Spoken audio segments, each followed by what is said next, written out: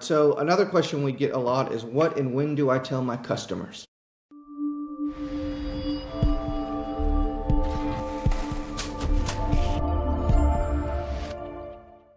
What and when do I tell my customers?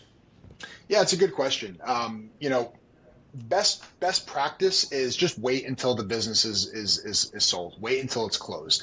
As far as it relates to customers, they're not going to really sense it largely if there's a change in ownership, particularly right away. And that might be a little bit different if you, as the owner, are an integral part of the service proposition for the business. If let's say you're in a retail environment and you're doing a lot of the selling, and customers are used to seeing you, sure, that's something that's going to change. But at the end of the day, you need to keep the integrity of the deal in mind. You need to protect the deal at all costs. We answered this in an earlier question, and at the end of the day, you don't want to scare customers away. You want to make sure that you are setting up the new owner of your business for success. You want to make sure that you're setting up an environment that is going to be as advantageous as possible for the new owner, and that transition is going to be as seamless as possible. And so really, unless you have really good relationships with very large customers that need to sort of be pre-warned about that, it really is best practice just to hang on to that news. I know you're excited, but realistically, your customers are some of the last people that you should tell.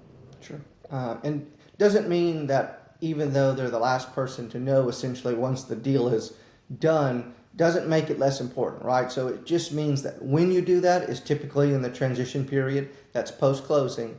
But arguably, I would say your most important thing you do as a seller during your transaction, during the sale of your business, is post closing, during that time where you are making those introductions, whether it be to customers, to employers, or to suppliers, to the new ownership, right? Your job is to make sure kind of customer retention, right? So as you're telling the customers about it, your job is also trying your best to secure those contracts or customers, whatever in your business it looks like for that new owner. But that happens post closing. There are times in larger sales, maybe that we might mention it ahead of time, but it's more so in that contract retention where you might not tell them on a personal note, but you're kind of give some maybe more general statements of things changing and you want to just make sure that the contractor or customer is tied up and then obviously give the details later post closing. So customer retention is really your biggest thing that you'll help with during that training process for the new owner.